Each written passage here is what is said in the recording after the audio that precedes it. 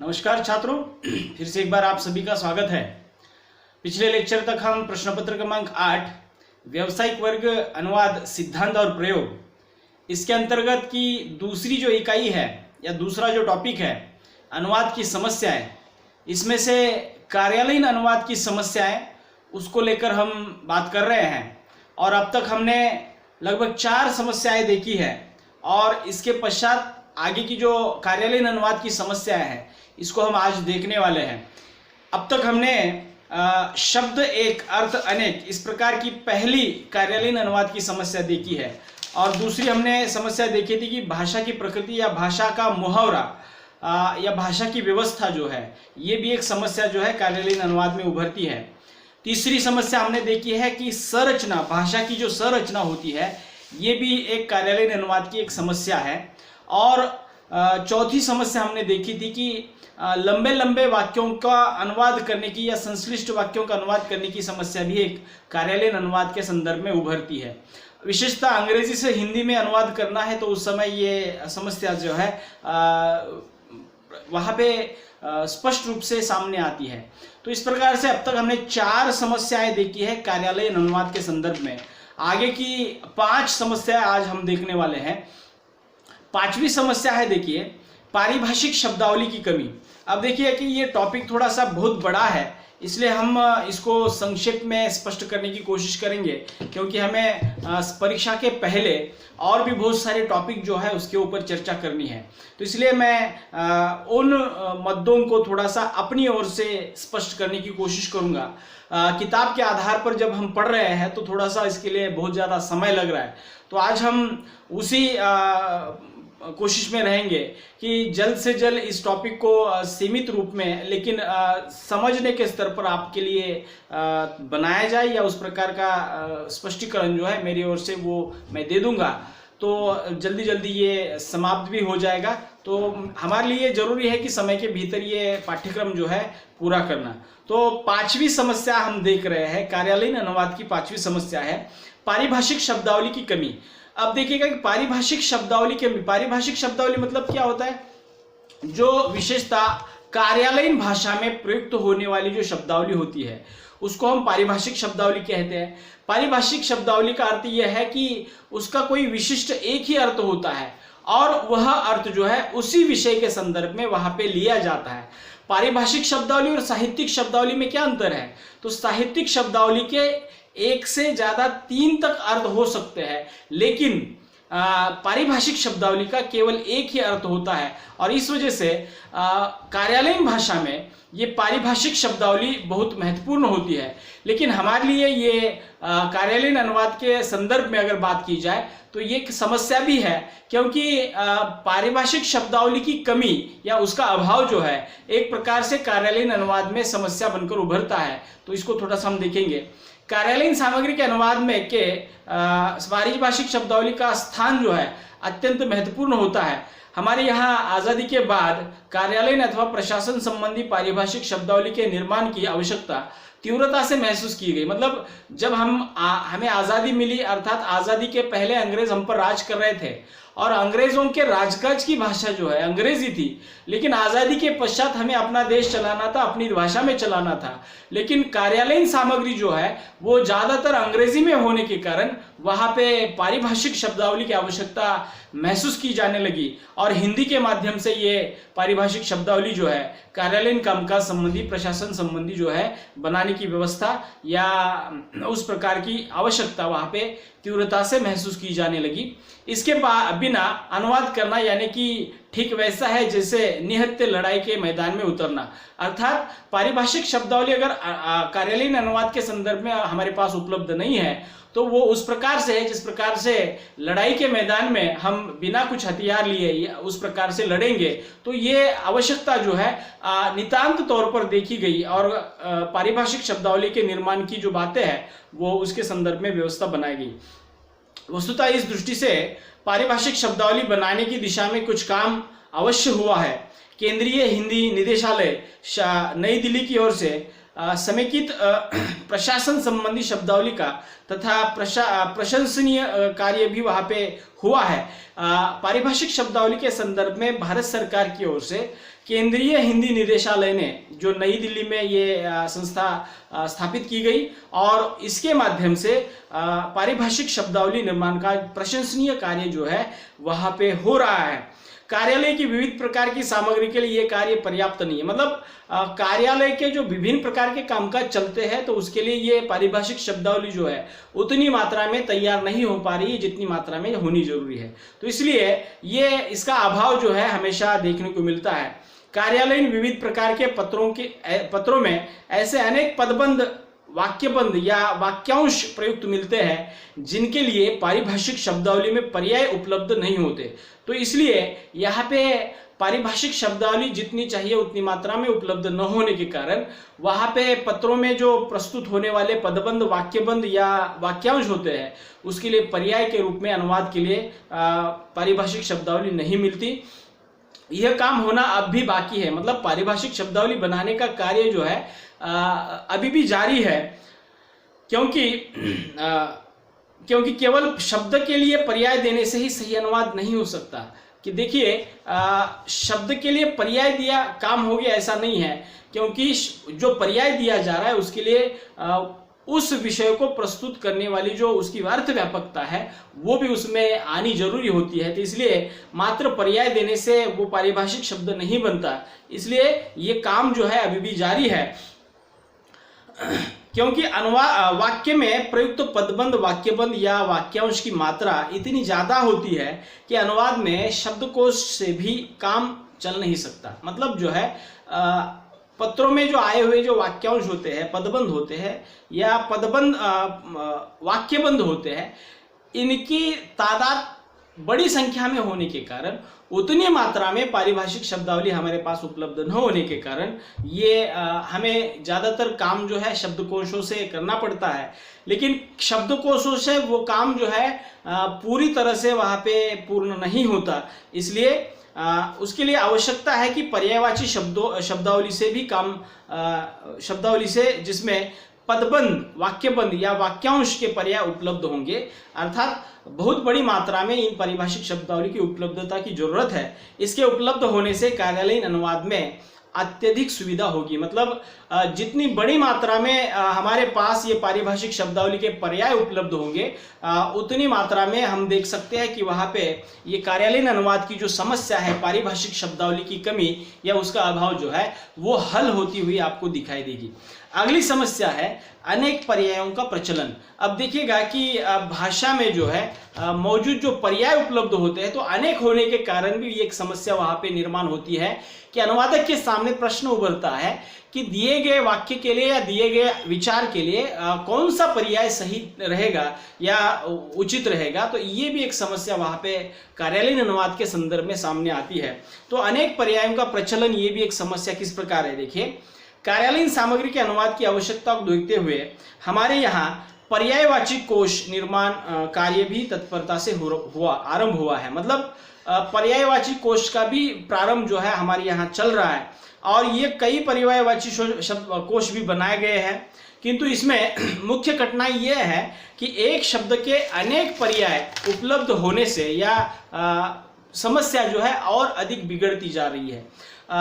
जैसे डायरेक्टर शब्द है तो इसके लिए निदेशक है तो कभी संचालक शब्द आ जाता है, इंजीनियर शब्द है तो इसके लिए कभी अभियंता शब्द आता है तो कभी यंत्री शब्द आता है, प्रेसिडेंट शब्द है तो प्रेसिडेंट के लिए हिंदी में सभापति, अध्यक्ष, राष्ट्राध्यक्ष, राष्ट्रपति आदि पर्याय उपलब्ध है। तो इसके लिए संदर्भ और प्रसंग के अनुसार अनुवाद में सही पर्याय खोज पाना ये भी एक समस्या जो है वहाँ पे बनी रहती है। समारोह, संसद अधिवेशन, भारत तथा अमेरिका के प्रसंग में प्रेसिडेंट के क्रमशः पर्याय शब्द जो है अध्यक्ष, सभापति, राष्ट्रपति तथा राष्ट्राध्यक्ष, वस्तुतः साहित्यिक सामग्री में ऐसे शब्दों का प्रयोग जो है स्वाभाविक माना जाता है जिनके लिए अनेक पर्याय प्रचलित मिलते हैं और जो अनेक अर्थों के वाहक होते हैं। लेकिन कार्यालयीन सामग्री में यदि ऐसे शब्दों का प्रयोग हो जिनके लिए अनेक पर्याय प्रचलित मिलते हैं, तब उनमें से सही पर्याय चुनना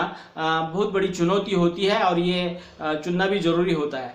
गलत पर्याय चुनने से भी वहाँ पे अर्थहानि अटल है। अर्थात अंग्रेजी के उपर्युक्त प्रेसिडेंट शब्द का उदाहरण देखिए, उसके लिए अनेक पर्याय प्रचलित होने के बावजूद या उसके लिए अनेक पर्याय प्रचलित होने के कारण अनुवाद में सही पर्याय चुनना या अनुवाद में सही पर्याय को चुनने की एक समस्या जो है वहाँ पे उभरती है। उसी प्रकार आइसोलेशन एक शब्द है।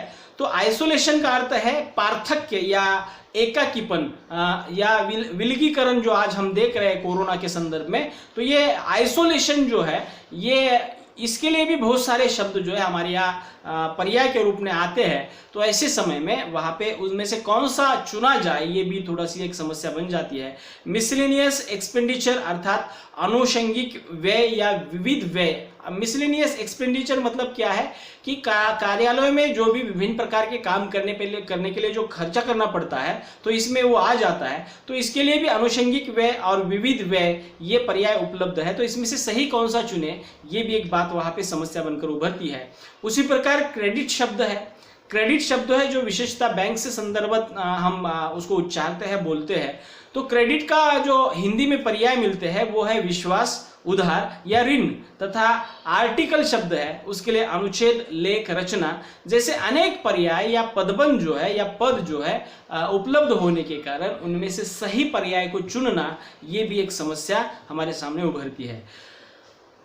ऐसे समय अनुवाद काफी जो है अनुवादक को जो है काफी सतर्क रहना पड़ता है और प्रयुक्त शब्दों में से या उपलब्ध पर्यायों में से संदर्भ और प्रसंग को ध्यान में रखते हुए वहाँ पे सही पर्याय चुनने की वहाँ पे आवश्यकता होती है। अगर वहाँ पे गलत पर्याय चुना जाता है तो उसका अर्थ भी वहाँ पे अलग हो सकता है। तो इसलिए इसमें कार्यालयीन अनुवाद करने वाले अनुवादक की बहुत बड़ी जिम्मेदारी है कि अनेक पर्यायों में से सही पर्याय चुनना ये उसके लिए चुनौती भरा होता है। इस संदर्भ में डॉक्टर काशीराम शर्मा का कहना है कि इस बात को नहीं भूलना चाहिए कि प्रसंग भी अर्थ निश्चित करता है।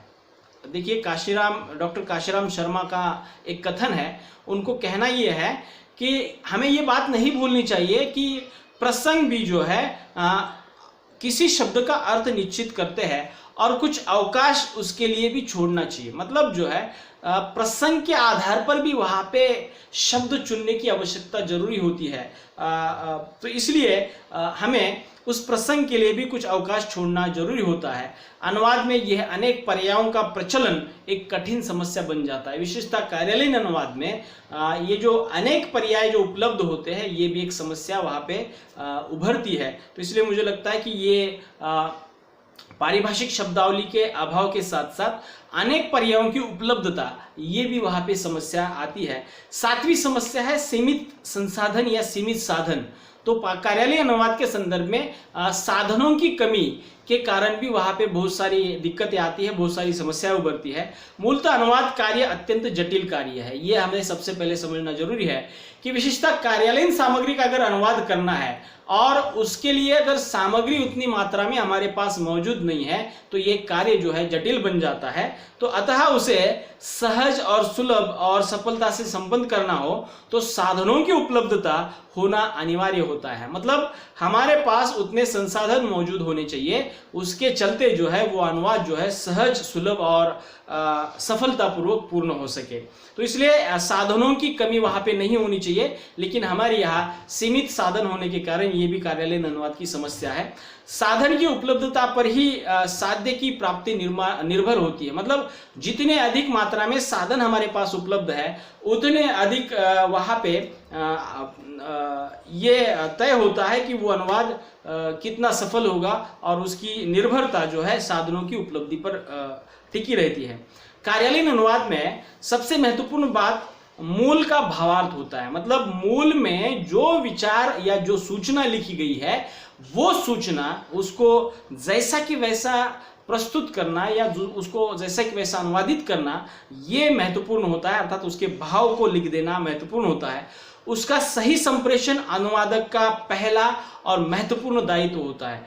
कार्यालयीन अनुवाद के संदर्भ में अगर बात की जाए तो उसका एक भाषा से दूसरी भाषा में लेके जाने की जो संप्रेषण की प्रक्रिया है, उसके लिए अनुवादक का एक महत्वपूर्ण दायित्व बन जाता है कि वो उसके भावार्थ को जो है बरकरार रखना जरूरी है।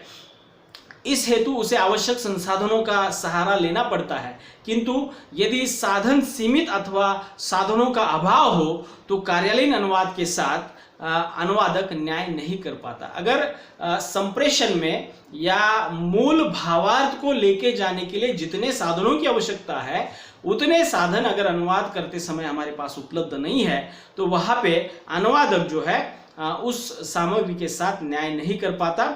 अनुवाद कार्य अधिक शीघ्रता से संपन्न करना हो तो साधन अधिक उपयुक्त सिद्ध होते हैं। मतलब अनुवाद अगर बहुत जल्दी या गति के साथ अगर उसको संपन्न करना है तो उसके लिए साधनों की नितांत आवश्यकता होती है। कार्यालयीन अनुवाद में सर्वाधिक महत्वपूर्ण साधन है शब्दकोश, एक भाषी, द्विभाषी, त्रिभाषी, संदर्भ कोश, सांस्कृतिक कोश, पर्यायवाची कोश। जितने भी कोशों के प्रकार आते हैं ये कार्यालयीन अनुवाद के लिए सबसे महत्वपूर्ण साधन के तौर पर वहां पे अपनाए जाते हैं। संक्षिप्त कोश, पर्यायवाची कोश, पारिभाषिक शब्दावली कोश, पदबंधों के कोश, वाक्यों के पर्याय या वाक्यांशों के पर्याय तथा आवश्यकतानुसार संगणक और अन्य यंत्र भी, उसका भी सहारा हमें लेना पड़ता है। तो इस तरह से अगर हमें गति के साथ या शीघ्रता के साथ अनुवाद को संपन्न करना है तो वहां पे उस प्रकार की सामग्री जो है होनी जरूरी होती है। कंप्यूटर के साथ साथ अन्य यंत्र भी वहां पे हमारे साथ होने चाहिए।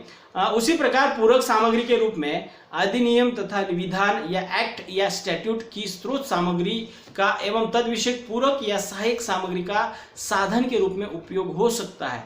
मतलब कार्यालयीन कामकाज की जो भाषा होती है विशेषतः अधिनियमों के आधार पर, विधाओं के आधार पर, विधानों के आधार पर एक्ट जो बनाए जाते हैं, कानूनी जो प्रक्रिया चलती है, स्टैट्यूट जो चलता है, उसके आधार पर वो वाक्य वहाँ पे बनते रहते हैं, उसके आधार पर वाक्य लिखे जाते हैं। तो उस प्रकार की सामग्री जो है सहायक सामग्री के रूप में वहाँ पे होनी आवश्यक है, किंतु इसके अभाव में सफल अनुवाद देना बहुत कठिन हो जाता है। इसलिए सीमित संसाधन या सीमित साधन होने के कारण कार्यालयीन अनुवाद में ये दिक्कतें निर्माण होती है। तो मुझे लगता है कि ये पारिभाषिक शब्दावली, उसके साथ साथ सीमित संसाधन और अगली इसके पहले की समस्या हमने देखी थी अनेक पर्यायों का जो उपलब्धता है, ये भी समस्या इस प्रकार है। तो इस तरह से 7 समस्या हमने देखी है। 8वीं समस्या है प्रशिक्षण केंद्रों की कमी। अब प्रशिक्षण केंद्र देखिए कि कार्यालयीन अनुवाद करने के लिए हमारे लिए एक प्रशिक्षण की आवश्यकता होती है, ट्रेनिंग की आवश्यकता होती है, और हमारे यहाँ ये व्यवस्था जो है उतनी मात्रा में अभी तक सक्रिय नहीं है, सक्षम नहीं है। अर्थात कार्यालयीन सामग्री के अनुवाद के लिए प्रशिक्षण की आवश्यकता है, ट्रेनिंग की आवश्यकता है, और हमारे यहाँ ऐसे ट्रेनिंग सेंटर या जो प्रशिक्षण केंद्र होते हैं उसकी कमी की समस्या भी जो वहाँ पे कार्यालयीन अनुवाद के संदर्भ में उभरती है। आज देश में केंद्रीय कार्यालयों में प्रतिवर्ष सैकड़ों अनुवादक पदों के रिक्त स्थान भरने हेतु विज्ञापन आते हैं। देखिए आज देश भर में जितने भी कार्यालय है उसमें वहाँ पे अनुवादक पदों के लिए सैकड़ों जो स्थान जो है भरने के विज्ञापन आते हैं, किंतु जितना आवश्यक है उतने सुयोग्य, उतने अनुभवी, उतने उसको कहेंगे हम क्षमतावान, उतने कौशल्यपूर्ण अनुवादक जो है वहाँ पे उपलब्ध नहीं होते।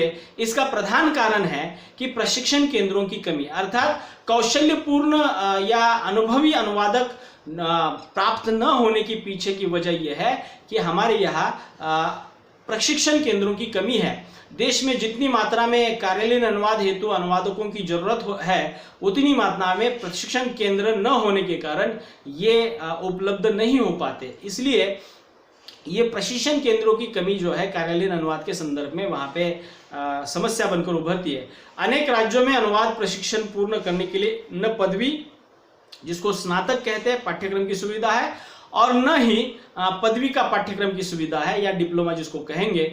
जहाँ ये सुविधा उपलब्ध है वहाँ भी प्रवेश क्षमता अत्यल्प है। मतलब जहाँ जहाँ पे ये प्रशिक्षण केंद्रों की सुविधा उपलब्ध कराई गई है वहाँ पे सीट्स जो होते हैं या प्रवेश क्षमता जो होती है वो भी अत्यल्प होती है। इसकी वजह से भी वहाँ पे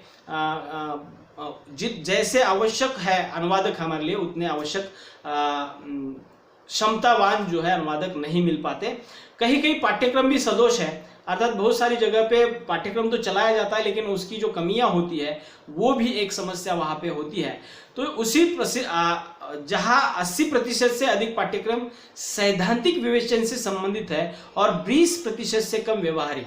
अब देखिएगा कि जो अनुवाद के पाठ्यक्रम चलाए जाते हैं, अनुवाद ट्रेनिंग सेंटर में चलाए जाते हैं, उसमें ज़्यादातर पाठ्यक्रम जो है 80% पाठ्यक्रम सैद्धांतिक पक्ष से होता है और 20% व्यवहारिक अनुवाद से संबंधित होता है।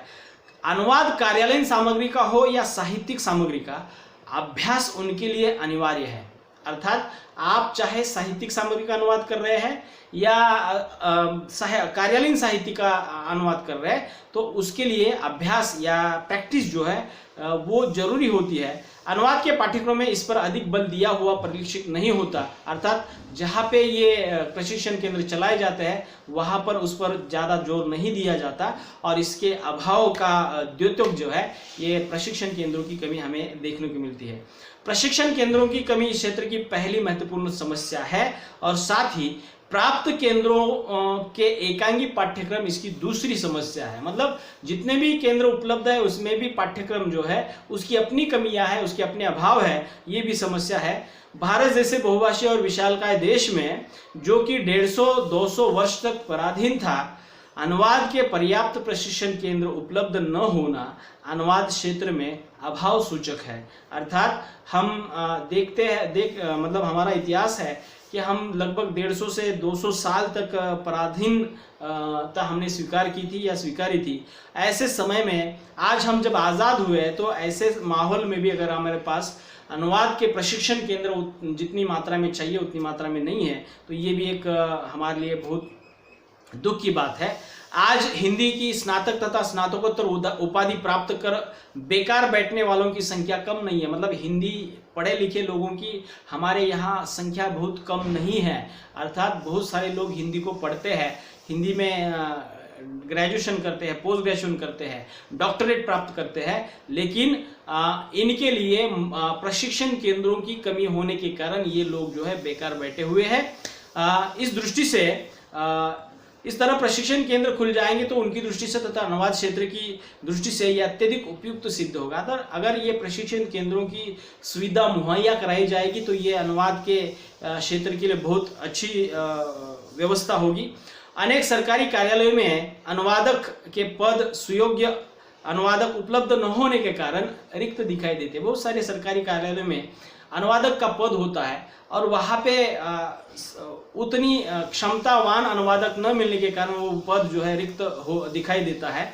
साथ ही अनुवादक के पद पर कार्यरत विद्यमान सेवकों के लिए भी अधिकतम योग्यता हासिल करने हेतु पुनः इस तरह के प्रशिक्षण की सुविधा उपलब्ध कराने की बात भी अधूरी है। फलतः प्रशिक्षण केंद्रों की कमी कार्यालयीन अनुवाद की एक महत्वपूर्ण समस्या है। अर्थात कार्यालयीन अनुवाद को अगर हमें सही ढंग से या गति के साथ संपन्न करना है तो प्रशिक्षण केंद्र अनुवाद के संदर्भ में बढ़ाने होंगे, तभी जाकर ये कमी जो है या समस्या हल हो सकती है। अगली समस्या है कार्यालयीन अनुवाद की, वो है कार्यशालाओं का अभाव। कार्यशालाओं का मतलब वर्कशॉप जो होते हैं, विभिन्न सेमिनार कॉन्फ्रेंस जो होती है, तो उसका भी अभाव जो है हमारे यहाँ देखने को मिलता है। तो इसलिए ये भी एक समस्या जो है कार्यालयीन अनुवाद के संदर्भ में उभरती है। कार्यशालाओं का अभाव, ये समस्या किस प्रकार है देखिए।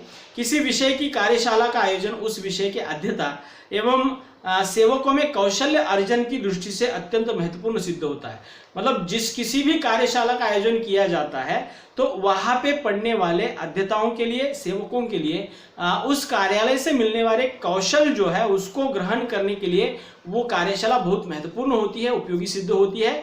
इससे अर्जित कौशल में निखार आता है। मतलब जो आप सीख रहे हैं, जो आपने कौशल हासिल किया है, तो उसमें और अधिक निखार आता है। संबंधित विषय के कार्य को अधिक सुचारू रूप से संपन्न करने की कुशलता प्राप्त होती है। मतलब आप जो काम कर रहे हैं और अच्छी तरह से या अच्छे ढंग से आप उसको करने की कोशिश करते हैं, इससे कार्य का अभ्यास होता है और अभिज्ञान भी होता है। मतलब उससे संबंधित जो अधिक की जानकारी जो है वहाँ पे मिल जाती है। अनुवाद जैसे जटिल और कष्टसाध्य विषय के लिए तो कार्यशालाओं का आयोजन जो है नितांत आवश्यक है, साथ ही साथ उपयोगी सिद्ध होता है। इससे नए अनुवादकों को या अनुवाद दृष्टि प्राप्त होती है, उनमें अनुवाद कार्य की निश्चित दिशा और कौशल विकसित होता है। तो पुराने अनुवादक ताज़ा होते हैं, जिससे अनुवाद कार्य और अधिक सफलता और शीघ्रता से संपन्न करने के लिए उनमें नई ऊर्जा का संचालन होता है। मतलब एक कार्यशाला आयोजित होने पर क्या क्या बदलाव होता है, ये बातें यहाँ पे आई है। किंतु कार्यालयीन अनुवाद को लेकर कार्यशालाओं के आयोजन का अभाव दिखाई देता है। इस तरह का अनुवाद कार्य करने वाले अनुवादकों के लिए इन दिनों कार्यशालाओं का आयोजन लगभग न के बराबर हो रहा है। मतलब इस प्रकार के प्रयास कम मात्रा में किए जा रहे हैं, मतलब इस प्रकार की कार्यशालाएं कम हो रही है। अनुवादक अपना कर्तव्य करते रहते हैं, अपना कार्य करते रहते हैं, परंतु उनकी इस आवश्यकता पर न कोई सोचता है और न इस कार्य के लिए न कोई विशेष आर्थिक प्रावधान है, या सरकार की ओर से भी कोई इस प्रकार का आर्थिक प्रावधान नहीं किया गया है, ये भी समस्या है। अतः अनुवाद कार्य की इस कमी पर गंभीरता से सोचना पड़ेगा।